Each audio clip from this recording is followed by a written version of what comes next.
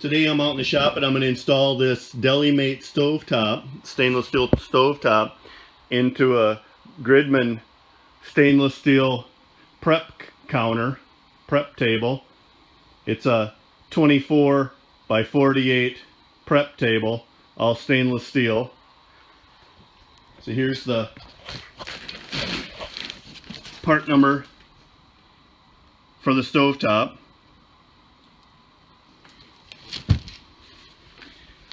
And again, it's a Gridmann stainless steel prep table. There's the part number for the table.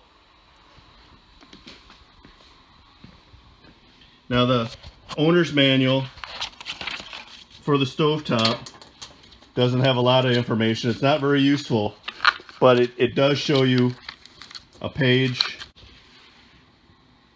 to convert from natural gas to LP and how to replace the nozzles.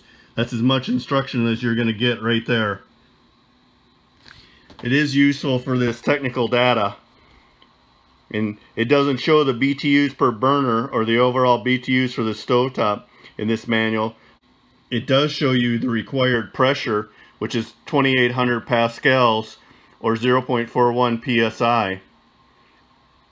So that's very low. So that's your house pressure that you need.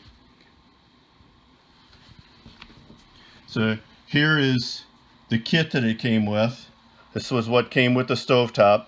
Came with the regulator, and I'll show you that in a minute. I'm using mine, but it came with this tool and the nozzles. These are the natural gas nozzles. I replaced it with the propane nozzles already.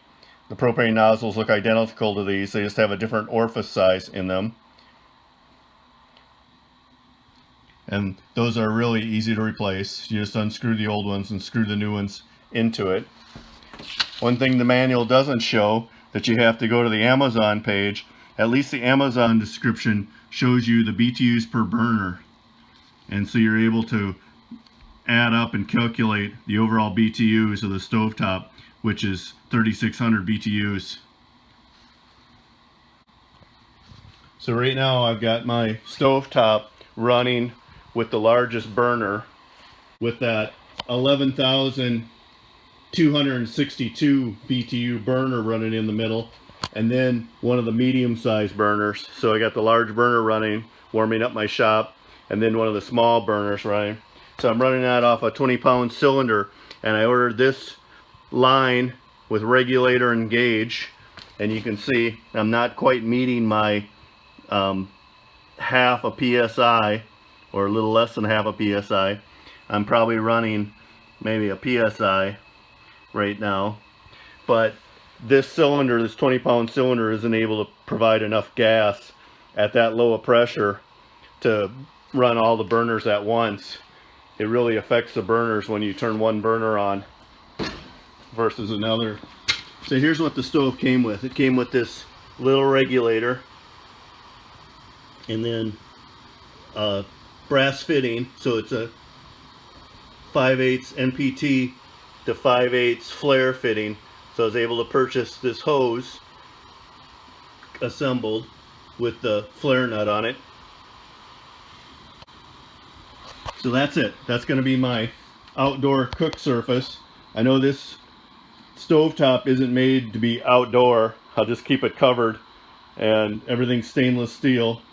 We'll see how it weathers, but you know, this is made to be installed into a countertop in a house.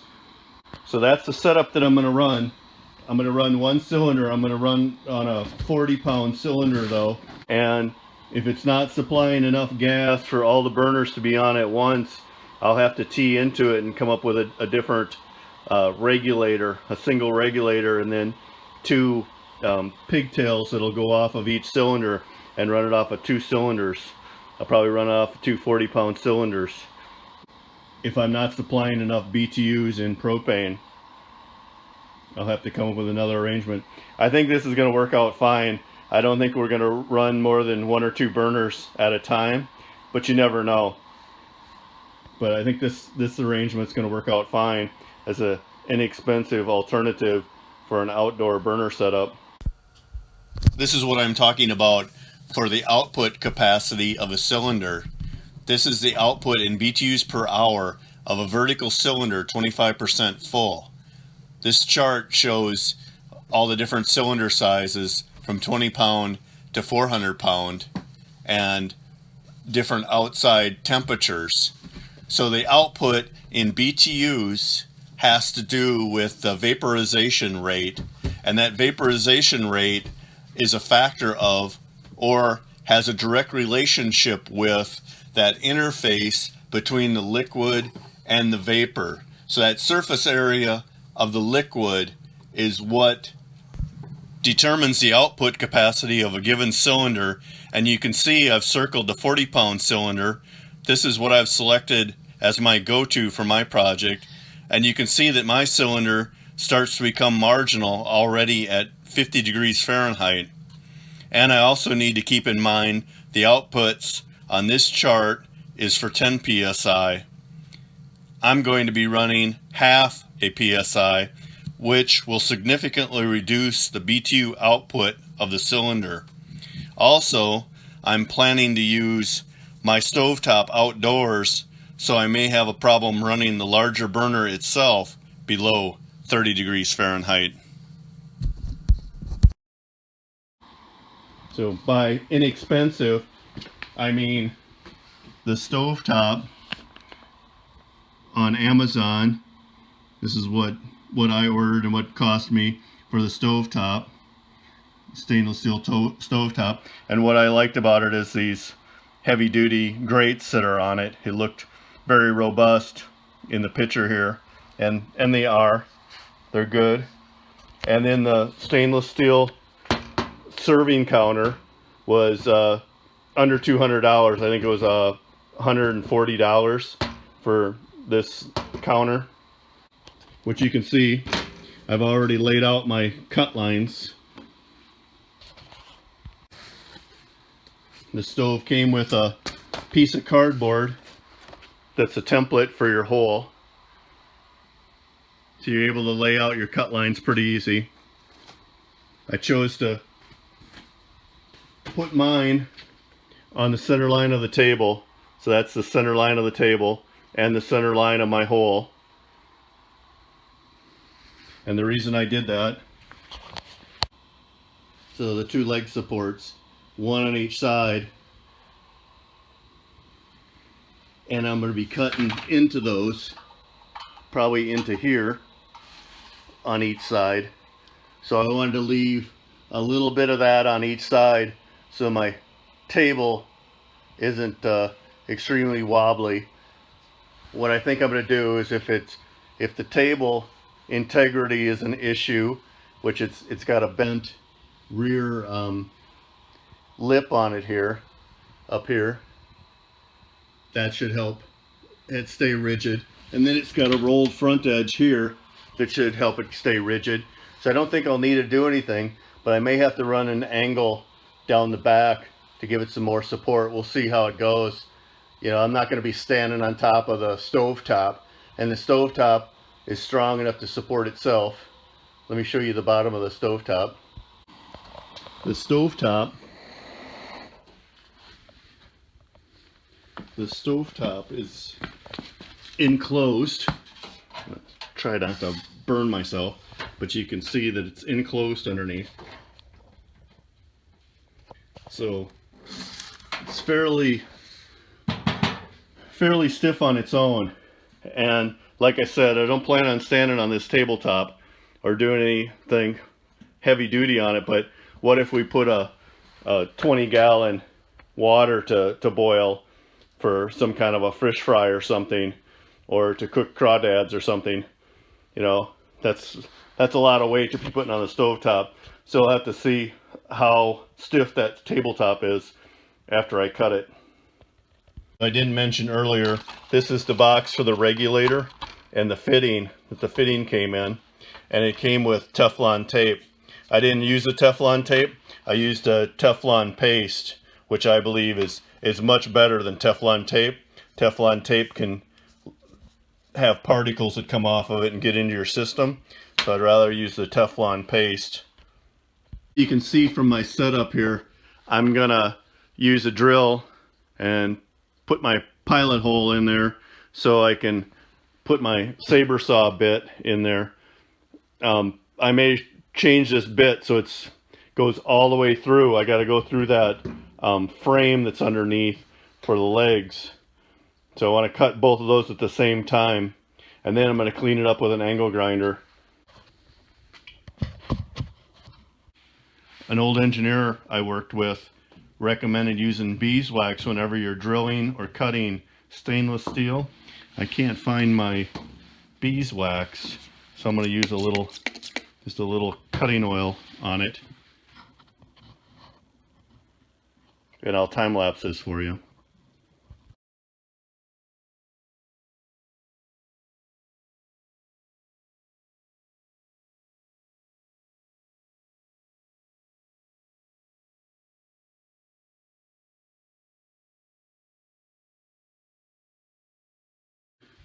Well, there we go. That cuts it all the way through. That really abused several metal cutting blades. I had to take several bites to get around these corners. Of course, it's not like wood where you can just rotate around a radius, but I was able to work my way around there. Of course, I held up the far end. I could have left some material down here to cut later, but I just decided I'd put clamps on it and just go ahead and cut it all the way around. So let's get that piece of waste out of there, and then we'll trial fit the stovetop.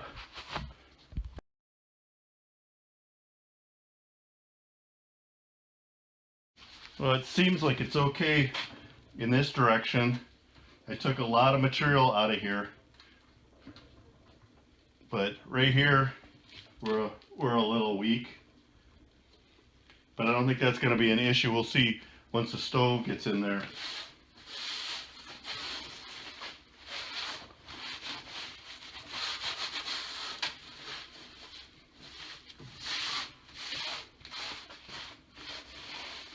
If it doesn't fit, I'll have to do a little work with the angle grinder. Maybe clean up this edge a little bit. I definitely want to clean up the bottom edge here just a little bit with the grinder to make sure there's not a sharp edge. So if I reach underneath there, reach under for the shelf below, then I'm not cutting myself. So let's try to fit it in here.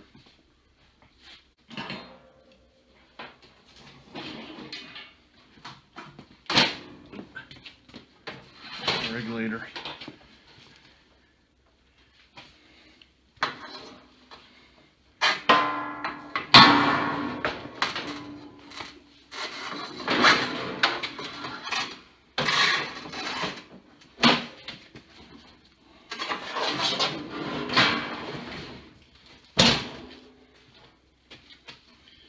Right.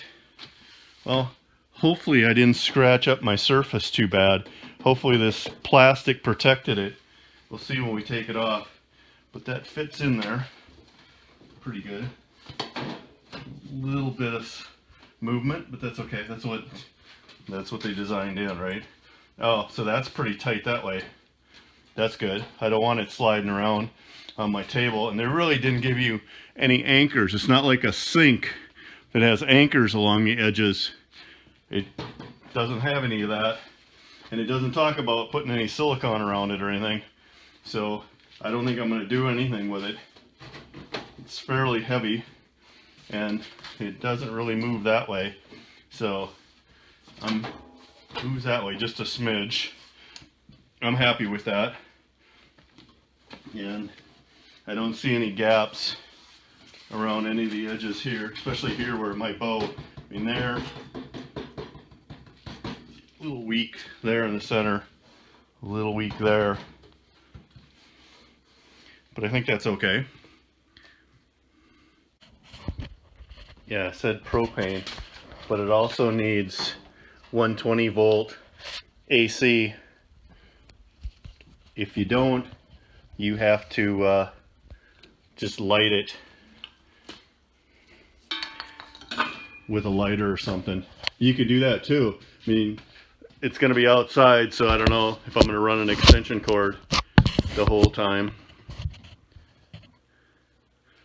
We'll see. I'm going to take this plastic protective cover off and see what this tabletop looks like.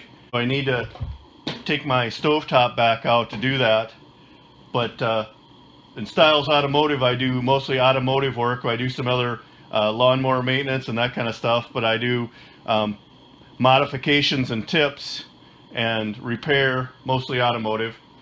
So if you found this video helpful, please subscribe and give me a thumbs up. Let me know in the comments if this was helpful. I really didn't find anybody doing this on YouTube, doing this kind of a stovetop outside, and all the stovetops that are made for outside are about $2,000. So I wanted to do something more inexpensive than that, and I didn't want just a little 2-burner setup. I wanted a whole stovetop to really do some outdoor cooking in my outdoor kitchen. So that's why I did this stovetop. That's what it looks like without the plastic on it. I was just saying when my camera died a few minutes ago that if you know how to get this plastic off, some easy way to get the plastic off, let me know in the comments. I used a heat gun and warmed it up a little bit. Too much heat is bad, too little heat. Like I'm out in a cold shop today, but using the heat gun helped out a little bit. But it all still came off in pieces. So if you were doing that on probably a warm day, an 80-degree day, or in a warm house, it would probably come off a lot easier.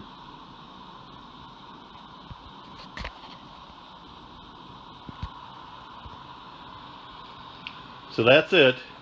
That's the stovetop project. That concludes the video.